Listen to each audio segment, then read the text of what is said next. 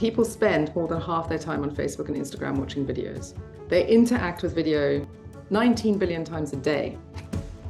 And what's interesting is not just the scale of that, it's the trajectory. What I've seen over the last 10, 15 years is a different type of leadership, and it is about the rainmaker, that person who is there to create the conditions for others' success.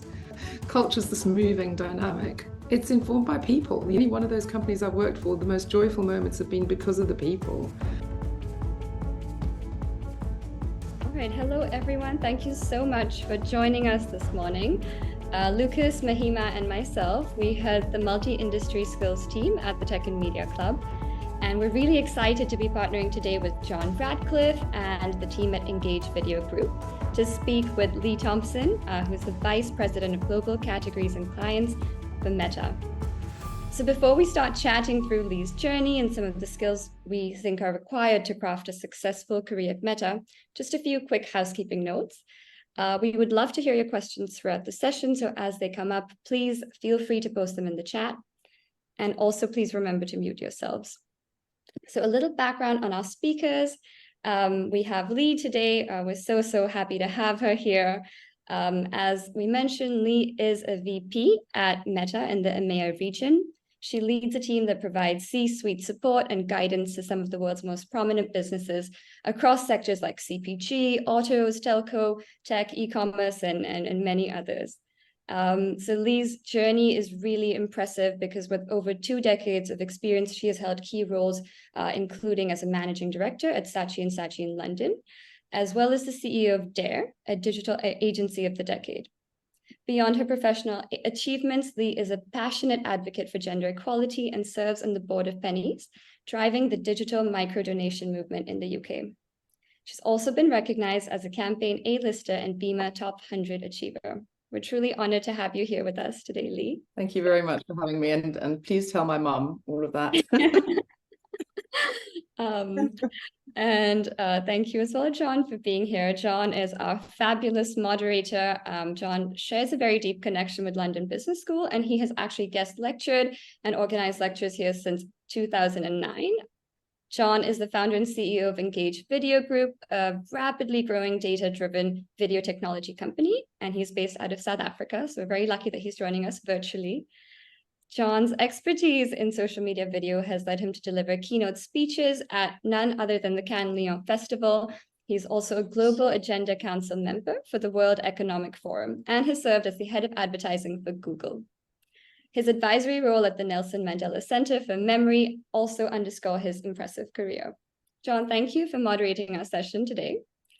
So without further ado, let's dive into this exciting conversation with Leigh and gain insights into Meta's innovations and strategic visions for the EMEA digital ecosystem. Thank you both. Thank you so much, Soumya, for those incredible introductions. Massively appreciated. And Leigh, so honored to be sitting here with you here today. Such a remarkable career journey you've had that Soumya just took us through. As I sort of reflect on your career journey, one of the most interesting parts to me is that you spent the first sort of 5 years as a ballerina in Cape Town, which is such a fascinating place to start a advertising and technology journey. Also ending up leading incredible creative advertising agencies like Saatchi. I know, having worked in those before, that there are such interesting and challenging organizations to be a part of. And as we sort of go through the journey, we end today as the VP of Global Clients at Meta. And perhaps if we could start just talking through that journey and perhaps some of the highlights and most pivotal moments in that journey. Sure. I just wanted to say firstly, though, how thrilled I am to be here. It's nice to see you, Jon, again. And it's lovely to see some faces on the screen. So please smile and encourage me, as I don't like talking to myself. So please do just raise a hand and smile as we go along and ask questions. No, I'm slightly... It is slightly confounding to start a conversation with LBS and this new tech and media club talking about ballet.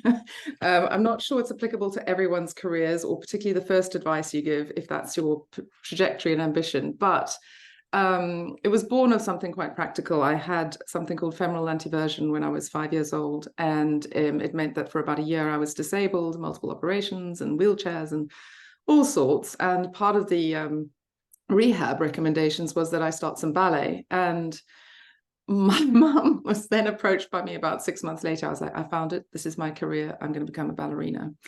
And if nothing else, it tells you I'm quite stubborn because I continued to do that. And I was very lucky. I did Prix de Lausanne. I was in the top 16 globally. I did multiple competitions. And when I was 18, very, very lucky to get into the ballet company in South Africa and had a wonderful career. Sort of did an interesting combination of, principal roles, soloist roles, and loved it. Not everyone gets to live their dream, and I did definitely live my dream. But I started every day, and my friends remind me of this when I talk about my ballet company days, reading the Times and the Economist when I was warming up, because I had this real curiosity about the world and what else was going on. And I probably wasn't as obsessed about just that next role than some of my friends in the company. So that became the trajectory for me when I was about 25, to go, what else could I be doing? And I was very humble. I'd have taken a job in most places, I think, but I was very lucky to get into an ad agency. There was a wonderful woman who, if nothing else, understood that dancers work hard, and she gave me a job filing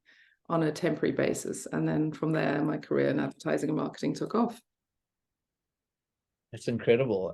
Such a remarkable journey. And I suppose a lot of those early learnings probably are very useful today. I know that discipline is always one of the sort of foundational principles of ballet. And such a remarkable journey to end at Meta. And what a remarkable company. And I think one of the most impactful companies of our time. And working there must be such an interesting thing. I wondered, of all the learnings and all the sort of experiences in your time at Meta, what sort of stands out as something which is most enjoyable or interesting for you in that journey? Yeah, I mean, it really is a privilege to work at Meta. And I know the press have a view on Meta, but it is, one of those companies making history every day. There's this breathtaking scale and levels of innovation, which just really, I feel incredibly privileged to work there, to be honest. We've got something like 3.8 billion people on our apps, every month, and over 3 billion every day. You sort of can't get your head around that. That's like the whole of the world, other than perhaps China and some parts of the world where there's no Wi-Fi. And the revenues that are correlated, something like 28.6 billion last earnings, which is, I think, our highest ever. The numbers are extraordinary. Constantly innovating. For those of you who in the Tech and Media Club, I highly recommend that you dial into the Connect conference, which starts tonight. Mark does his opening speech. If nothing else, watch that. But the work we're doing with Gen AI, the metaverse, with Reels, with commerce, how we're thinking about WhatsApp. WhatsApp is, again, one of those stories that still blows my mind. And as someone who comes from Africa, really understands how vital this is in community. But again, 2 billion actives 2 billion daily actives. 1 billion users are messaging a business every week. So it's a real privilege. If you take all of that, it's sort of mind-stretchy, extraordinary business. But I think that underneath your question, Jon, is this sense of like, why do I love it? Because I'm not one of those people who will just work for a company for prestige. I do have to love what I do and feel this purpose. And there is genuinely purpose, this idea of giving people voice and bringing communities together. But I think as a businesswoman, I think what I'm incredibly compelled by is the sense that it's a learning organization. In my first few weeks of induction now, nearly 7 years ago, I was luckily in Menlo Park and in a smallish room with Mark, and somebody asked the question that I wish I'd asked. And the question was, who do you hire to the company? This might be useful.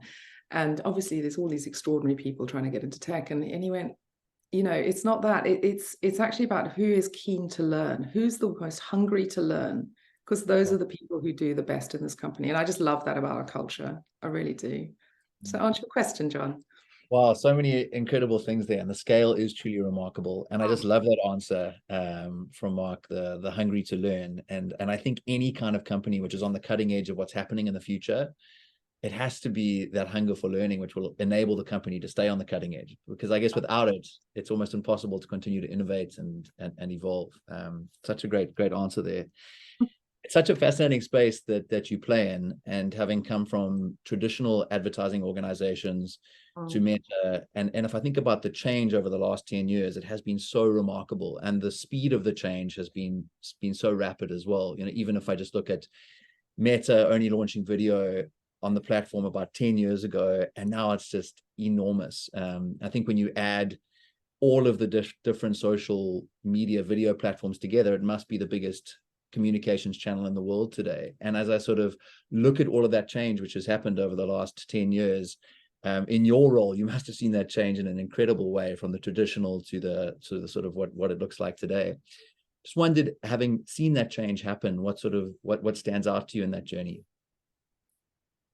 Oh, it's such a great question. And the change is ongoing, isn't it? I mean, we're all watching it happen by the minute. And I think from a mindset point of view, the marketers who are doing extraordinary things and the businesses that are driving extraordinary growth are really interesting to watch. So it's been humbling to work with the community I work with of sort of big global advertisers. I'd say there's 4 areas that I've seen the biggest changes. Number one is creative opportunity. You talked about reels and short form. We're kind of new to this party, but people spend more than half their time on Facebook and Instagram watching videos. Like, that's what people are doing on our platforms. They interact with video, I must get the stat right, 19 billion times a day, right?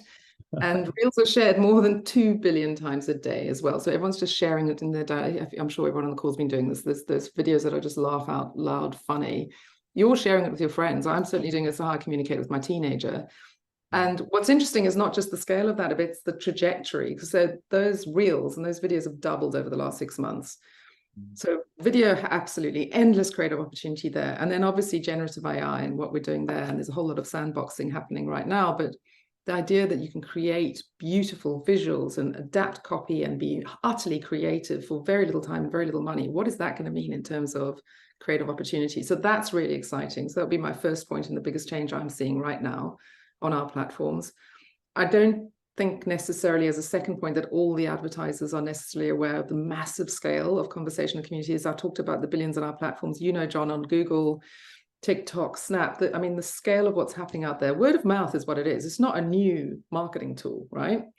But I'm looking at the creator economy that's coming together, and that's going to play into the metaverse and everything else that's happening with marketing over the next 10 years. That creator economy already is nearly $500 billion. I think I've seen estimates of where we are now, where we've got influencer marketing, but to actually move into this economy where if you've got ideas and you've got points of view, you can create an incredible business through these platforms. So I think that scale of conversational community is another area that I think some of the smartest brands are really into.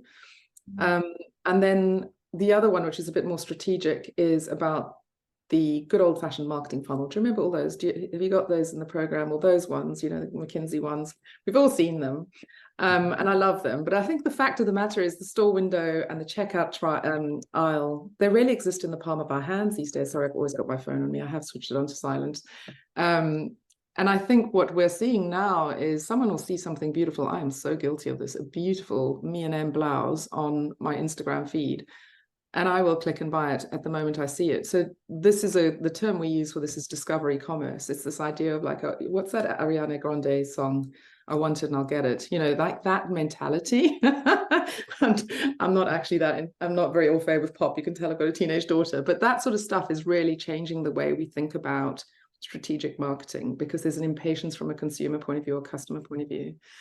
And then the last thing, which I think is really interesting for anyone who is interested in marketing, that's their way into the C-suite. There's such an intimacy between the CMO and the CEO these days. There's such a close correlation in terms of marketing leaders being fluent in the language of the disciplines that are absolutely crucial for business growth. A lot of the more modern digital native companies we work with literally are optimizing marketing budgets on a daily basis with the CEO as they see the results coming in.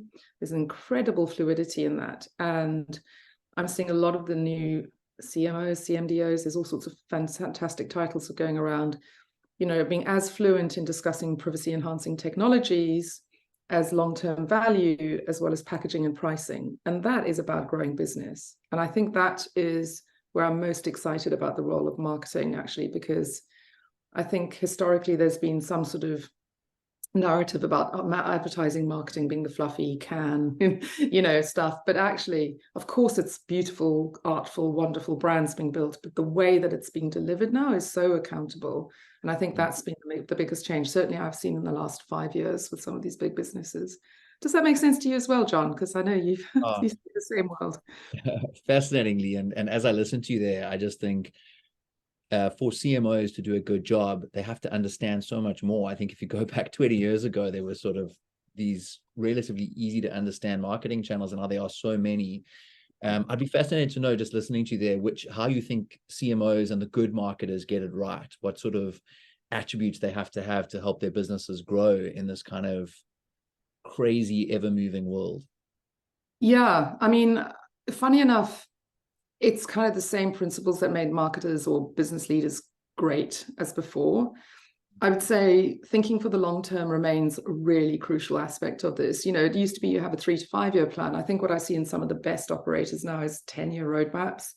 I'm just thinking about Mark has famously always had a 10-year roadmap, but Fiji Sumo is one of our previous VPs at Meta, has gone over to lead the Instacart business. And she also, well, it's just IPO'd last week, very interesting case study underway at the moment for business students. But what I appreciate about her, she's also put into place a 10-year roadmap. So you have to have this really clear idea about your long term that it then allows you to let go of this command and control ways of the past, patriarchal systems, to have a much more agile and decentralized, on always learning way of operating. And I think that executional flexibility is so, there's so much strategy being discussed, but actual executional flexibility, I think, is at the heart of some of the best growth I'm seeing. Smaller teams, less middle managers, much more hard conversations. Cheryl is amazing with this. I remember sitting with Sheryl Sandberg in a room with a whole bunch of CEOs, and someone said to her, "What is the best advice you give us for growth?" And she said, everyone in the room who has sat at a level below leadership and has known what was going wrong in the business, put up your hand. And 80-90% of the room put up their hand. And then she said, okay, and of all of you who have your hands up, how many of you actually told the CEO what was going wrong? And all of them put their hands down, maybe 1 or 2 didn't. That idea of having really honest, she calls them hard conversations. I think they're crucial conversations, really is incredibly important in this world of data-led, you know, flexibility, agility, complexity, hard conversations, long-term planning, and then decentralized. I think those are the pieces that at a very high level, I hope that makes sense to you as well, John, but at a very high level, I think those are absolutely crucial in this new world of economics and the macro environment we're dealing with as well. No, I love those answers, Leigh, and I think agility and that executional flexibility, first time I've heard that sort of term, but I think those two things together just so pivotal. And yeah, it's so interesting to hear the Sheryl Sandberg comment. And as a CEO, anyone listening, please do tell me if things are going on in our business. Tell you what's going on. Yes, absolutely. And so as you look at those sort of variables which drive success, and you think about the world of marketing today, are there any brands or marketing examples which you can think of right now where you feel like they've really got it right? God, I'm so lucky because I see so many incredible businesses. So I feel like it's like choosing which is my best case study of the day. I mean, Amazon is incredible, the way they are so utterly customer focused and the way they use data to enhance that capability. I think they're brilliant at what they're, I suppose, at marketing, but at business, the way they've just grown their ads business overnight suggests not just marketing, but great product at the heart of that. So extraordinary. I mean, L'Oreal, I think, are always extraordinary marketeers. They have this ability to think about art and science, which is really unusual. You sort of get businesses and brands that go one way or the other. I mean, they were some of the first to really dive into AI, and we're working with engineers like ours in Menlo Park, and they're really deep in AI. They're very, very smart business scientists, engineers, and artists. So I think it's a really rare combination. I'm always appreciative of LVMH, who have this incredible high growth business. I mean, they acquired Tiffany just recently as a great example for business students or MBA students, but there's a great case study of Tiffany being acquired during the pandemic, perhaps at a lower level than they'd hoped for, but they've doubled their earnings since they've been part of the acquisition. And aside from the sort of leadership, geographical category sort of plays that Tiffany brought to the business and vice versa, it was a very good value creation piece there. What LVMH was also able to bring to Tiffany was this extraordinary marketing expertise, whether it was creators or focused on outcomes, etc. So those are all great case studies, I say, day in, day out, to my point around great marketing. The one that's really got my heart recently, though, is P&G. P&G is also just one of the most extraordinary marketing companies in the world. But the insight they brought to us I don't know now, maybe 18 months ago, was 15% of the world's population live with some sort of disability. I'm sure on this call today, there will be someone suffering some sort of visual or audio impairment. What's really interesting, just looking at the data, though, is consumer spending power of those disabled people is disabled. I include myself in that, by the way. I have a sight problem. It's something like $1.2 trillion globally. So there's a business argument there. And pretty much all of us after the age of 45 get some sort of impairment. So it's not like it's a static number. And just from our own Meta community, there's something like 240 million Meta users who just have visual impairments. So they brought this to us and we were like, oh, hang on, this is the right thing to do. We should be thinking about people. You know, when you see these ads on the platforms or your friends' posts about births and deaths, etc., it's really poignant, important stuff. But if you've got a visual audio impairment, it's really hard to digest and you are excluded. So we took this to our product teams. Thanks to P&G, we've adapted our roadmap. We've brought in a whole lot of new products, which are still being built, but allowing ad accessibility, whether it's, and Jon, you'll be the expert at this, video captions and alt text and audio descriptions, really pragmatic, not very expensive things to do. And it's allowed us to, with P&G and now with many, and we're trying to get, P&G are helping us with this, get as many advertisers as possible just to be aware of this audience, which is great marketing, right? We are doing the right thing. There are many more people who will be able to access not just their ads, but many other parts of our platforms through the work that we're doing with them. But on a very pragmatic media planning level, you know, you've got extra 15 to 20% reach for a few $100s worth of investment in fixing your actual assets. So that for me is great marketing. They've understood their audiences. They've incentivized not just themselves, but they've looked to Apple, they've looked to us, to everyone else. They've incentivized other advertisers to get into as well, to actually do the right thing. And there is a net benefit as well in terms of the commercial aspect. So I'm thrilled by that work. I really am. So hopefully that answers your question. I could keep going if you want. It's such a good answer. Admirer some of these brands. It's so fascinating to see how these things take shape. Interestingly, this year's World Cup rugby, I don't know if you've seen this, but a lot of the teams' rugby jersey colors had to change for the same reason, for sort of the potential color blindness of the audience. And yeah, just interesting to see how these things can take shape. And listening to you talk there about LVMH and L'Oreal and Amazon, it's so interesting how companies creating value today, there's so much value being created in that sort of LVMH and L'Oreal space. And then on the other side, the technology, but they're such different businesses, and yet both such healthy ecosystems and creating such value for shareholders in both of those ecosystems. Yeah, it's such an interesting one there. You touched on AI as well, and of course AI has just had, it's really fascinating. We all heard of AI. It reminds me of that age-old quote which says people overestimate the power of technology in the short term and underestimate the power of technology in the long term. And there's nothing truer of that than AI, where all the way up until last year there was sort of question of whether anything existed, and then this year it's obviously fundamentally changed in terms of the world's belief in what's possible. As you look within Meta, what's most exciting to you in that space? Is there anything which springs to mind?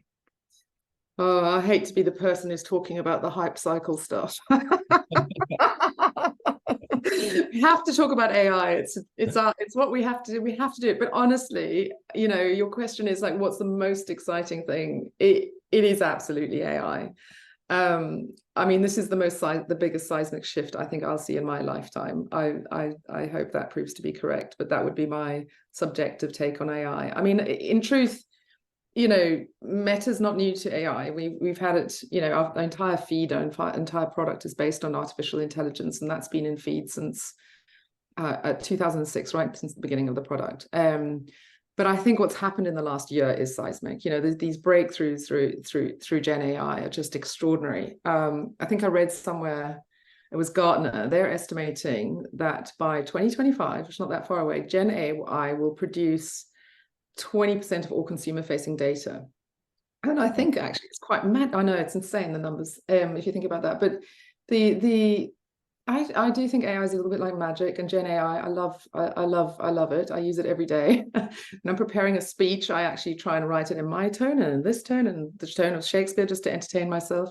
But I would say if you're trying to learn about the space, I would read The Coming Wave by Mustafa. I've got the book over here, which is why I'm looking over here. Forgive me. By Mustafa Silliman, who was one of the original developers behind DeepMind at Google. I would listen to Jan LeCun,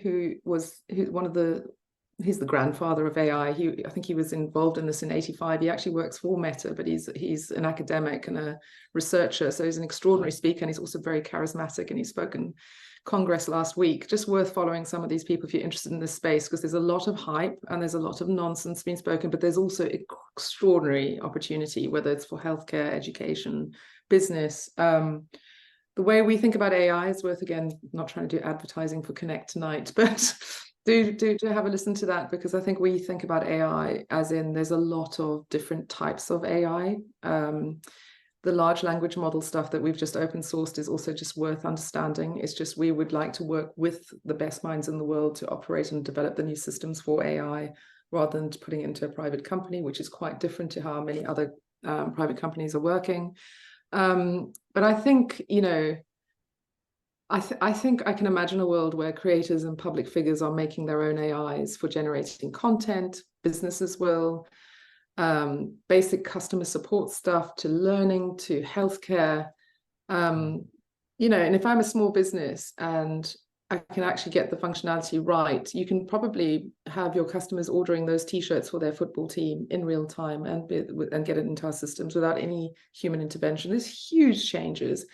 So it's mind-blowing. I'm very excited about it. I'm conscious that there's a lot of work to be done in terms of understanding it, in terms of policy, in terms of privacy, all those good things. But I just think it's one of those moments in, when the world takes a massive leap forward, and there'll be the skeptics and there'll be the people who really believe in it. I'm trying to remain firmly in the middle.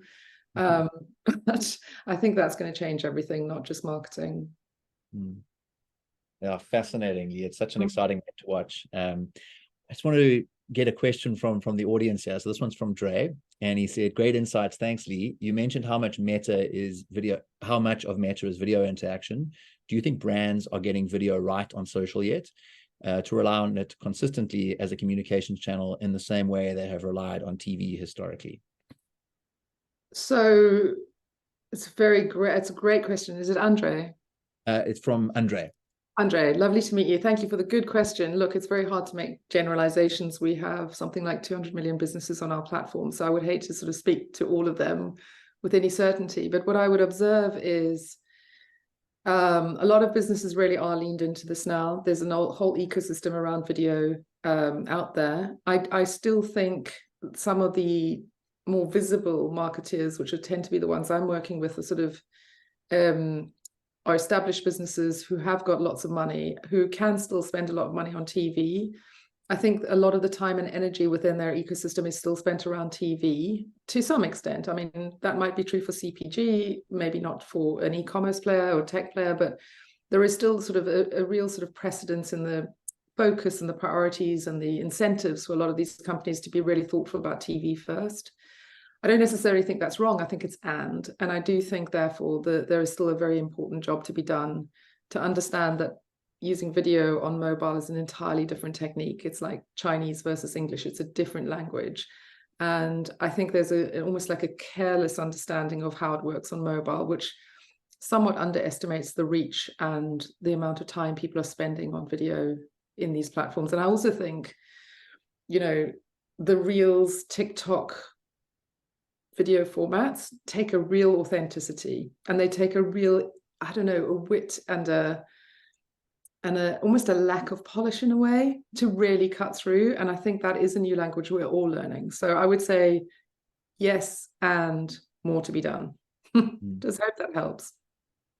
A great answer, Leigh. From my position, I think what's been interesting to see is that a lot of marketers think of social media as a category, and it's almost like they haven't split out video within social media. And I think video within social media sort of exists as its completely unique own sort of product. And I think when you add up the total reach of video in social media, it is so massive that you kind of need to think of it as this distinct, unique channel. It is very difficult, I think, for marketers to move as fast as the technology moves. And it's funny how a year within a big CPG organization, you might be testing a few things, but it's very hard to get that amount of shift at the same speed that audiences are shifting. And it's just fascinating to watch. I think that's such a great observation. There's a beautiful Deloitte chart, which I steal every now and then, which shows technology innovation.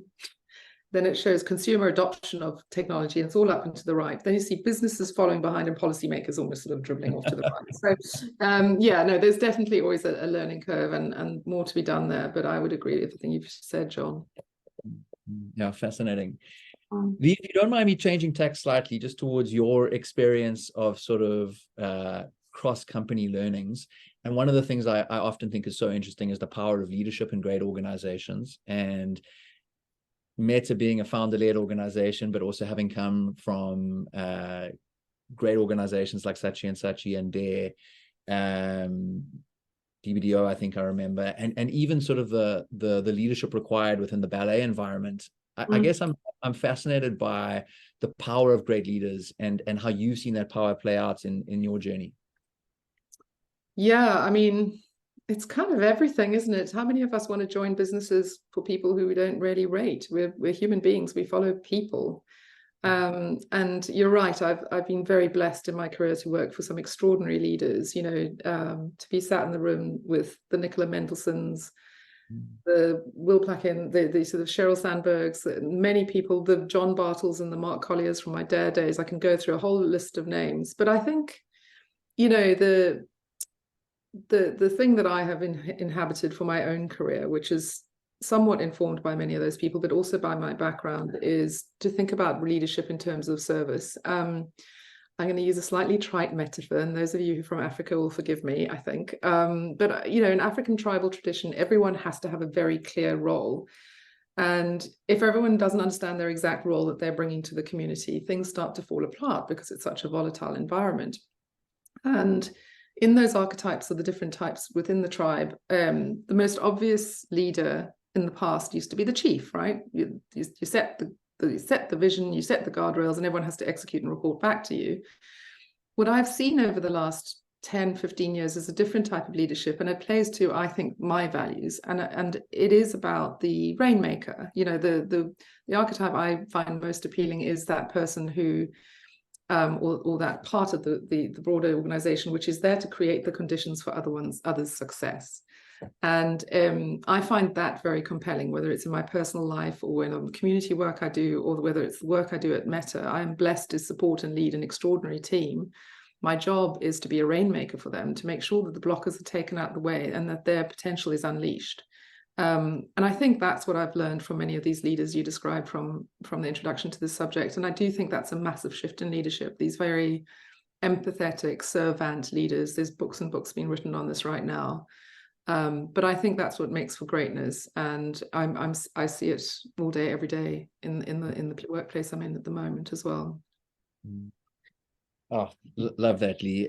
And I guess sort of closely connected to that, you spoke a bit about values there. And I think building great organizations, you obviously want to show up as a great leader, but at the same time, I think so much of how you lead comes back to the values which you personally embody and which you want the company to stand for.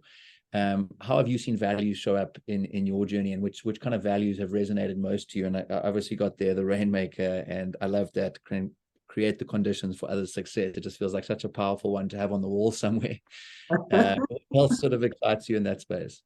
I mean, yeah, I mean, we as Meta are really clear on our values, and we've always been about moving fast and building awesome things and living in the future. I mean, we've got amazing values, and I think and Meta Mates and Me, which is born of the was it the army or was it the yeah, but anyhow, basically amazing values within the company that everyone can put up on their walls and really believe in, because it's really hard to deliver on some of those. So values are super important. We believe in it at Meta, and it really drives how we behave with each other, always direct and respectful.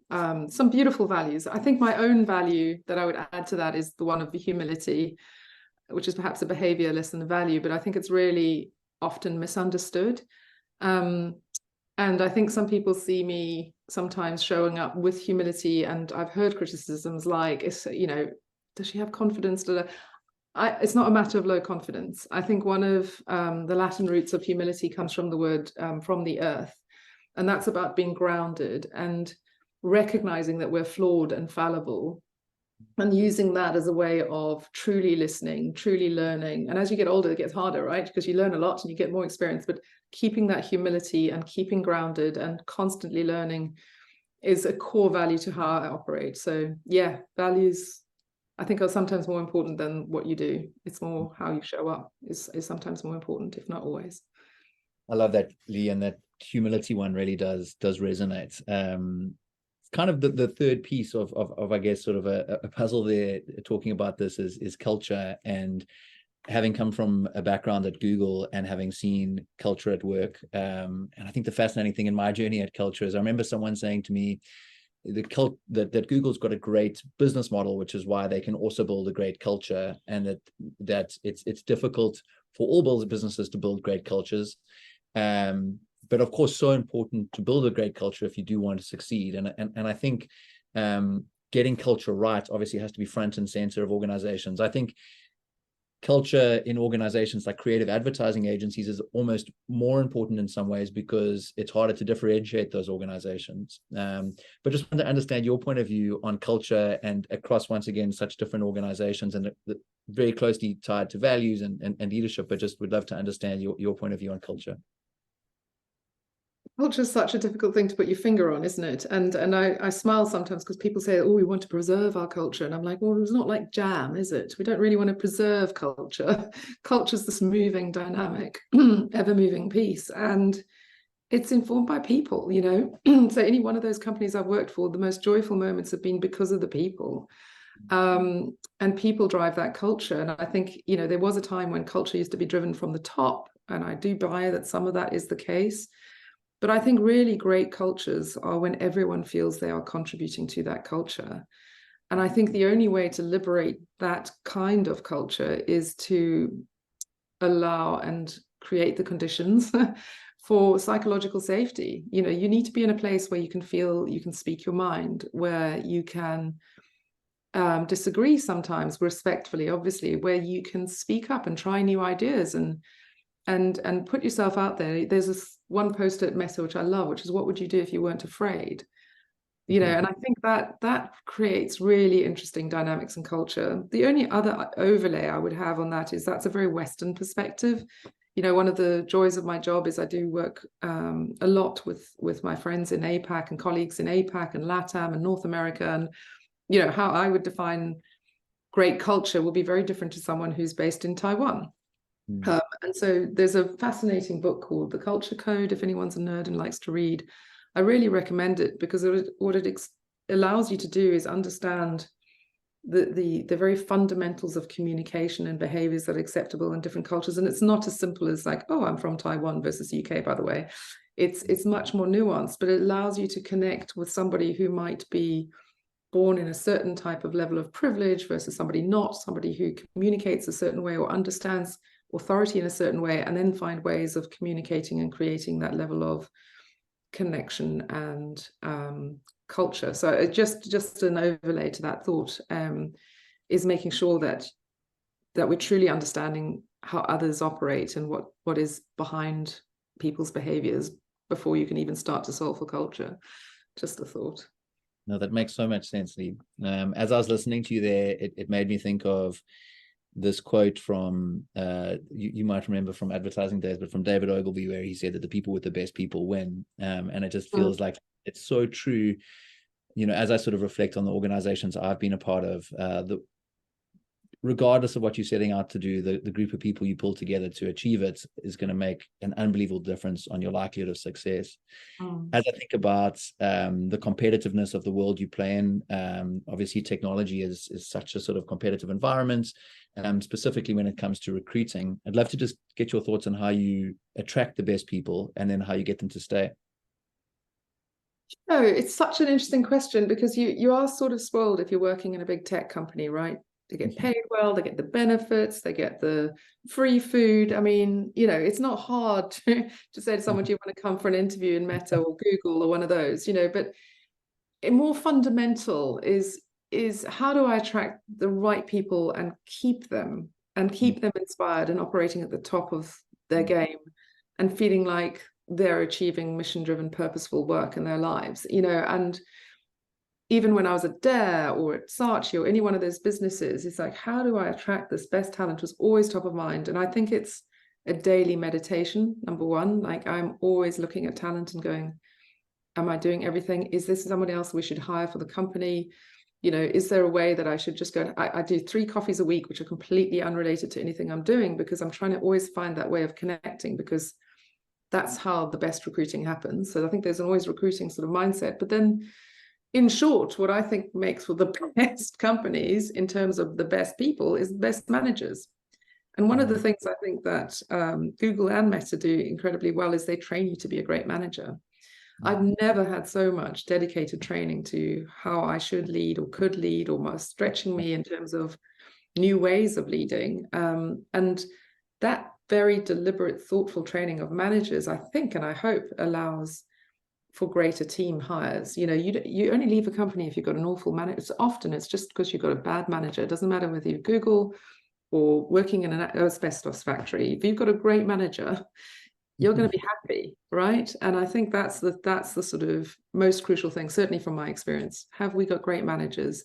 Because then we can attract anyone we want in the world to any company.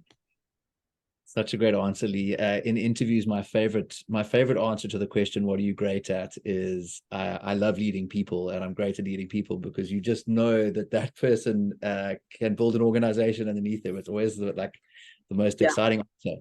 You spoke about 3 coffees there, just so I understand. Is that just externals who might be interested in joining, or are they internal coffees? What would those be? Both. Okay. Just explore. Yeah. If someone wants a coffee and a conversation, I will try my very hardest to make that happen. It doesn't always happen in the same week, but I do the same. But I do the same for myself. I'll go out and talk to people outside of the business, because it's just really important to know what's happening and not get stuck in some sort of bubble of, this is my team, this is who I am now. You know? Amazing. Yeah. I love that. Leigh, the timing's interesting. The world's obviously gone through a challenge. Like, if we were talking 3 years ago, probably we wouldn't be talking as much about the concept of sort of like hard times in business. I think we'd just gone through such a great, non-ending journey of growth. But as we look today, obviously we've just come through sort of a period of quite challenging times across all sort of business. And I wondered your sort of point of view on how to survive hard times, perhaps how to thrive through hard times, both as an individual and as an organization. Yeah. Anyone around, you want to show me your hands? Anyone had a tough year? It's been hard, right? It's not fun out there right now, and I don't think anyone's immune to it. So if that's any comfort, look, I think the thought of leading in complexity is what we're really trying to solve for with this question, isn't it? Because there's so many unknowns right now, and high levels of continual change. Just when you think you've settled your agenda for the week, it changes, right? Or your day. And there's, I think, a breadth and a depth of dynamics happening all at once. And I think that means a different type of leadership. Like, I think this environment is actually counterintuitively a time when everything you think you know about leadership, you have to review again.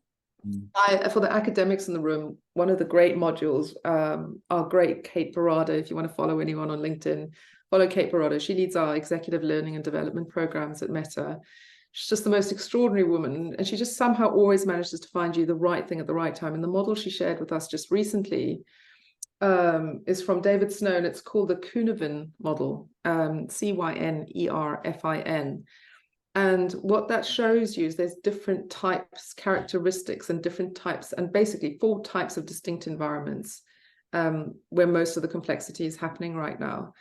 And what she has encouraged us to do, and I've just done this exercise recently, so forgive me if being slightly less articulate about it, but just really understanding, what is the situation I'm really dealing with right now? Is it something that is emergent, something that requires analysis, something that requires rapid response, something that requires an implementation mindset? Like, you have to understand what exact dynamic you're facing into. Stop yourself, really stop yourself and think about it, and then work out what sort of response you need. And those situations are entirely different. There's morph, and our leadership styles need to morph according to those moments. And what is really interesting in studying this this model was what I've always relied on is really good intuition. I've got good intuition. I'm always like, I can deal with the crisis. I've got good intuition.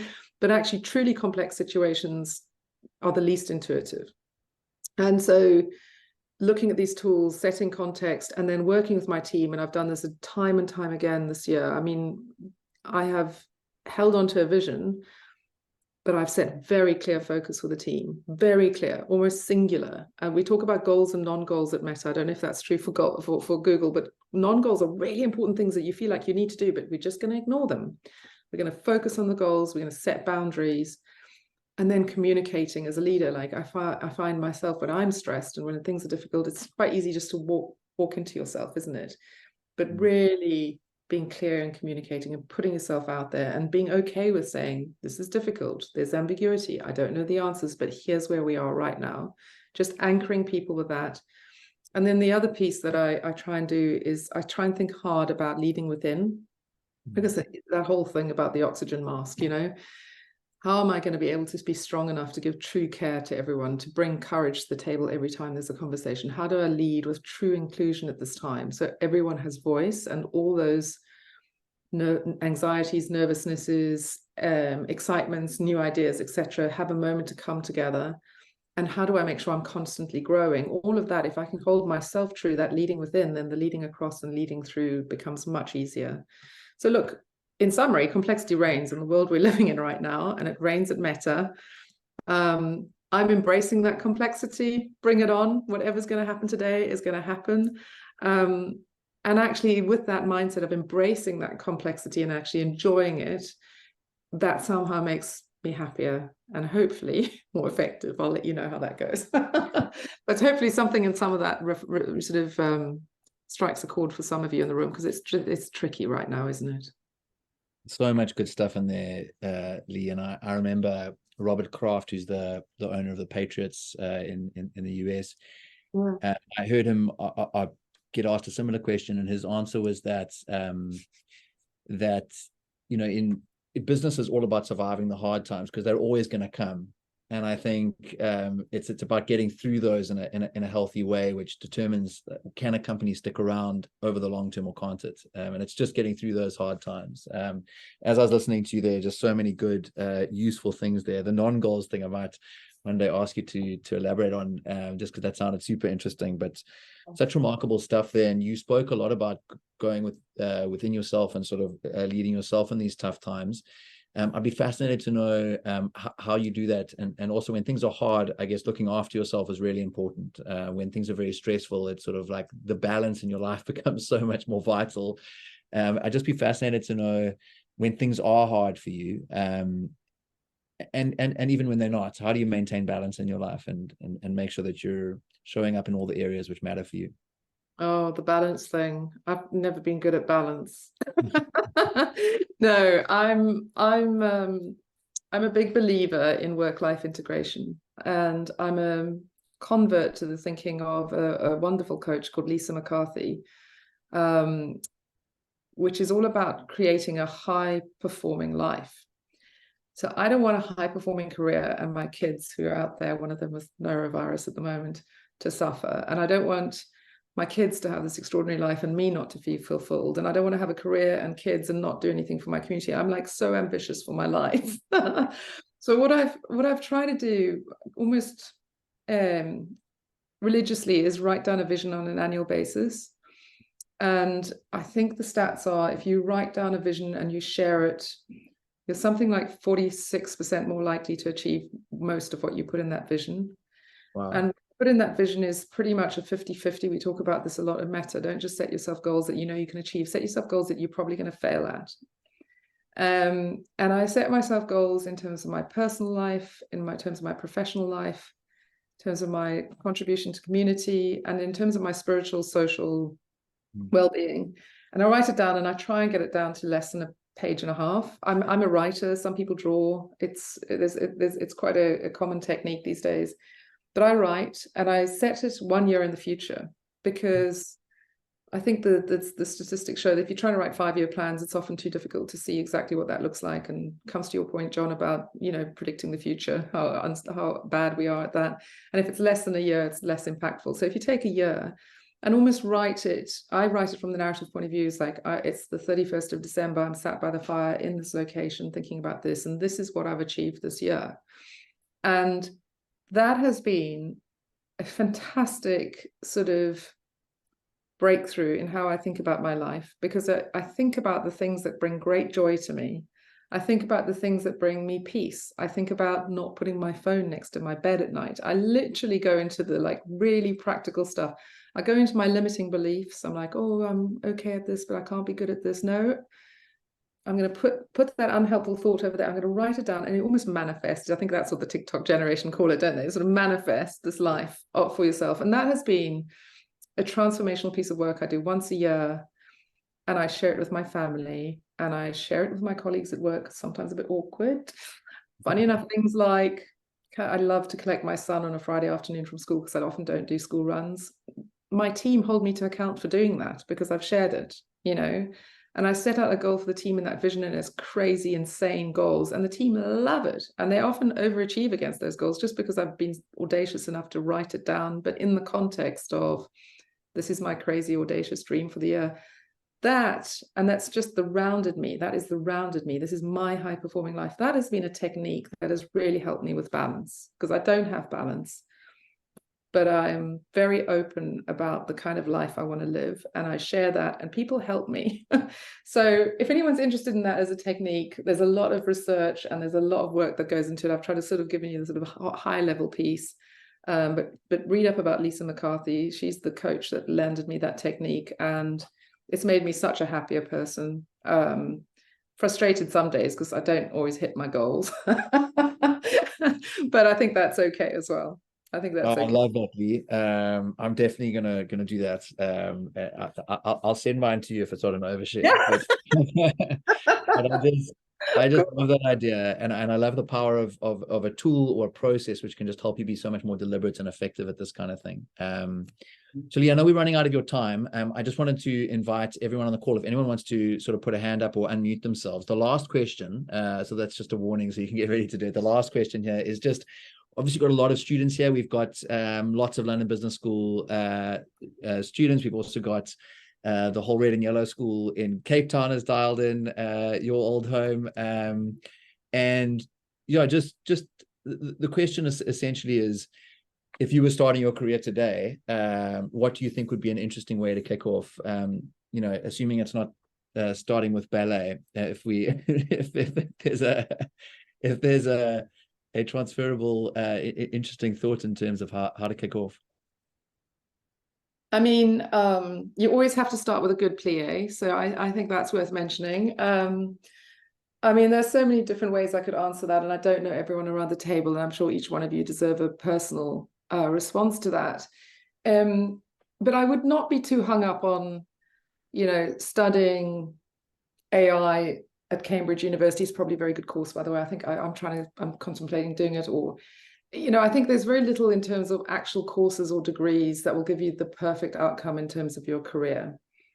And I think the question I would put to anyone thinking about their career right now is, what do you actually want? Because I find that the hardest question to answer. So if I was to set anyone at this table, like, the first question you need to answer is, what do you actually want?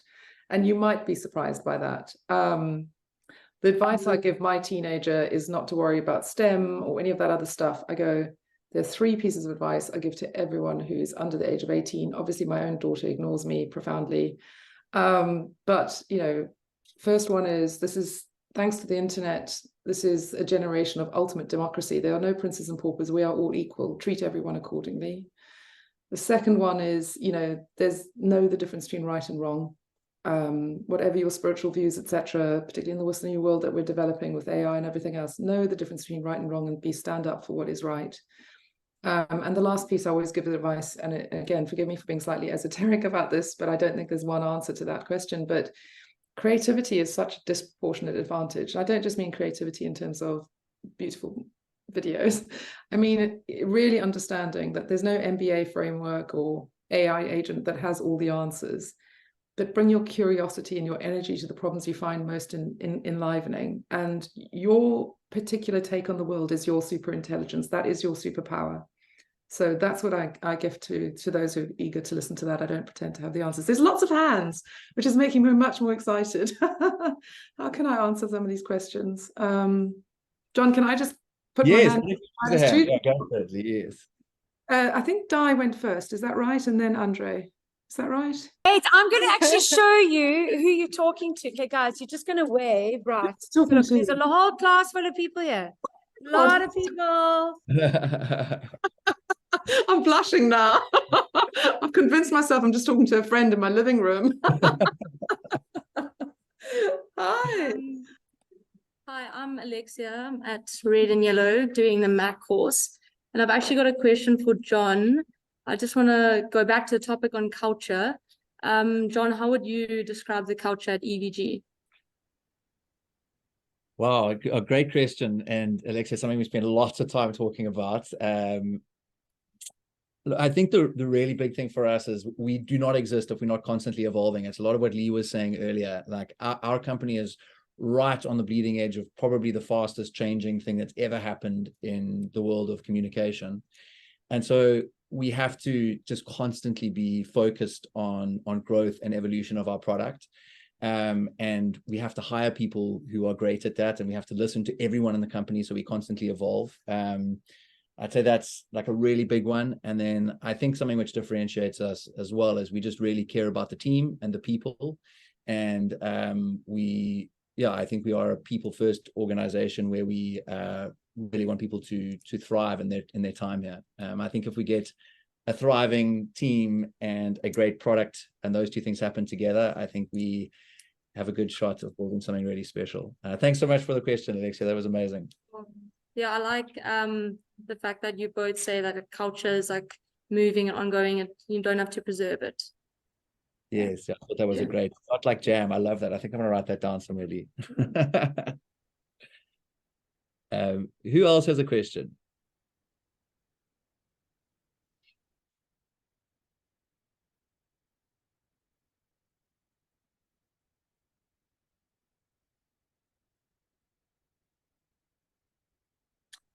Jon, you're on mute. Sorry, I muted myself. well, one thing in the comments here which I can see is Soumya posted the Meta Connect link, so we can look at that. And then I see Ankita's got a hand up. Hi, Jon here. Thank you so much. Really enjoyed the conversation. My question was more to you, Leigh. You spoke about psychological safety in the workspace, and that's something we think about very deeply these days as like mid-career professionals, sort of thinking about where we should build our careers, what type of companies. So how did Meta, the leadership at Meta, think about or deal with maintaining psychological safety in the workspace during layoff specifically? I asked that because I have some very close friends who are lucky enough to still be with Meta, but I did go through that journey with them while they were thinking through what could happen to them next. So would be very curious to know your thoughts on that. Thank you. It's a pleasure, and what a pointed question. I mean, it was much easier a few years ago to talk about psychological safety in any of the big tech companies because it's all high growth and up and to the right. And we hadn't gotten to the year of efficiency. So some of you may have heard this, but we've laid off 25,000 people in the last year. But that's part of 250,000 people being laid off for big tech. So it's very hard to assume any sort of safety if you're always looking over your shoulder going, I wonder if I'll be part of the future. So I think we've really rocked the boat in the last 12 months. Thank you. So we have rocked the boat, and I think it's an incredibly astute note. It's a very astute question because in truth, we've lost that now. That's biggest task I think we have to fix because so many people are still sat in the business now, and I don't see the natural inclination to share or just have a chat or lean into that casual, relaxed, excitable.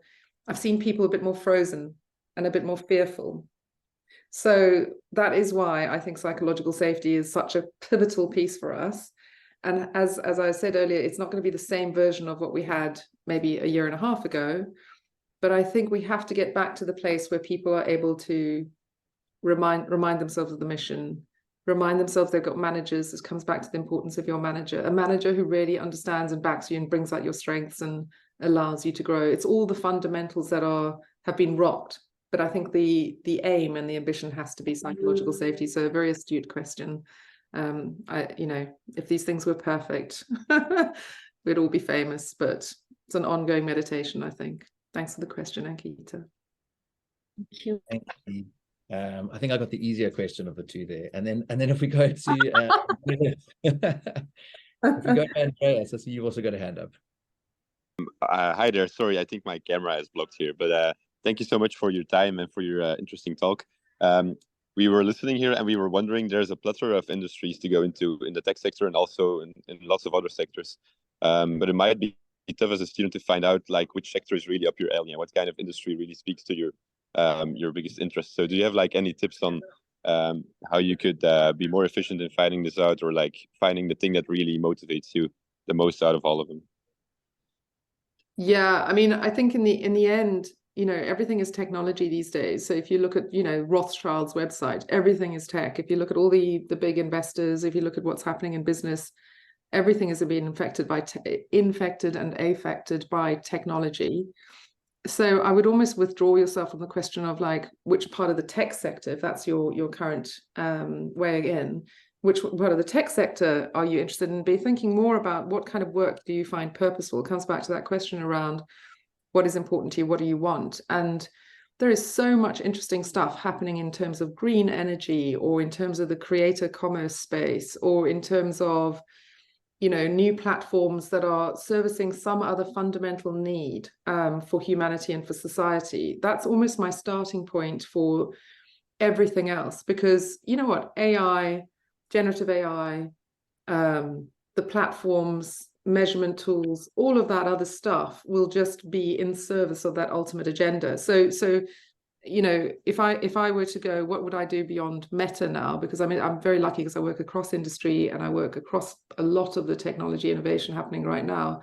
I'd probably be trying to build something which is purposeful. And that allows me to free myself up from worrying about, is it financial services or is it, retail? It allows me to think about purposeful work. You can find really purposeful work in some of these big companies. I'm just thinking about the P&G example I gave you. So I don't know, Andreas, because that was that's exactly the sort of question I asked myself. Did I answer it in the way that you were hoping, though? Because I might have gone off-piste a bit. Yeah, no, that's a really interesting take on it. I think there's no right or wrong here, but it's very enlightening to hear your thoughts on it. So thanks for your time here. It's a pleasure, Andreas. Leigh, do you have time? Do you have until 12:30? Is that right? Yeah, that's good if everyone else is not bored. Okay, I think everyone's loving that. I have a question here from Kyan Chan. Hi, yeah. Thank you. It's been a really good conversation so far. I've been learning a lot. Just questions for you, Leigh. You touched on how Google and Meta have been such a great. It's been great for cultivating managers, but what advice would you have given yourself when you were a bit more, when you were lower down the rung and you were like stepping into a manager role? What advice would you have given yourself then that you've learned now? Oh my goodness. That's a great question, by the way. I haven't been asked that before. And it's one of those that I wish someone had asked in front of me a few years ago, or quite a few years ago. I think most of us are fundamentally wired to try and help other people. Like, I think we're all I have a very optimistic view on humanity. I do believe we're fundamentally good people and we're all trying to do the right thing and help each other out whilst growing our careers and looking after our families. And so I think my helpfulness and my good intentions when I was a junior manager and my desire to lead and my desire to help others was very well-intentioned and very pure. I would say, looking at that younger woman, what would I say to her? I would say, stop trying to fix everything.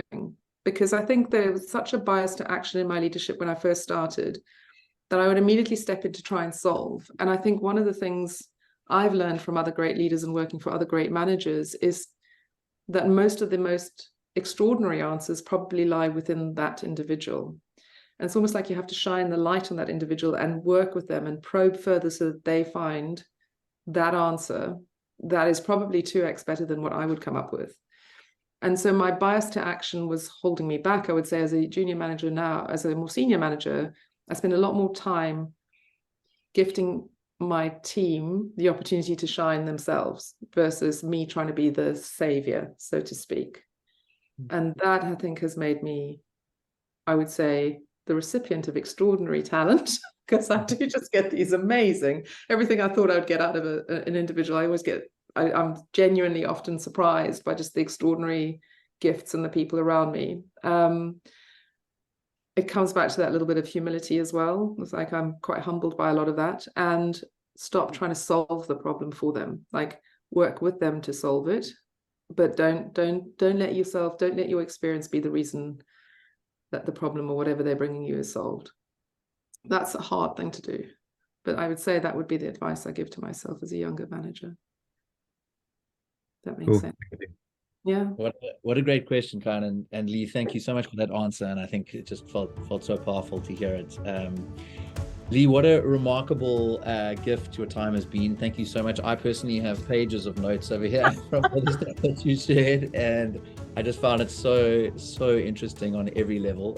So thank you so much. I'm going to hand back to Soumya just to close for us. Thank you so much, Leigh. Pleasure. Yeah, really, thank you, Leigh. I completely echo what Jon said. It was an incredible session. And personally, I'm taking away a lot of insights when it comes to thinking about the attributes that leaders should have across industries, right? So like being humble or being connected to the earth, like you so beautifully put it, being hungry to learn, focusing on psychological safety, and also allowing culture to evolve fluidly rather than trying to preserve and maintain. Also thinking about the skills, so both the marketing skills that are crucial for business growth in tech, and also skills we can apply across industries, like adapting your product roadmap for accessibility, having hard conversations with leadership and being that person who actually takes a problem to your leader, thinking about agility, execution, flexibility, and so much more. So really thank you for allowing us to have this conversation and sharing your insights. And before the call, of course, Leigh mentioned that she would love to join the Tech and Media Club at LBS. So we definitely have an honorary spot for you, Leigh. Thank you again, Jon and Leigh, for the wonderful session. And thank you, everyone, for being here. Enjoy the rest of your day. It's been a pleasure. Thank you. Take care. Thanks so much, Leigh. Bye-bye.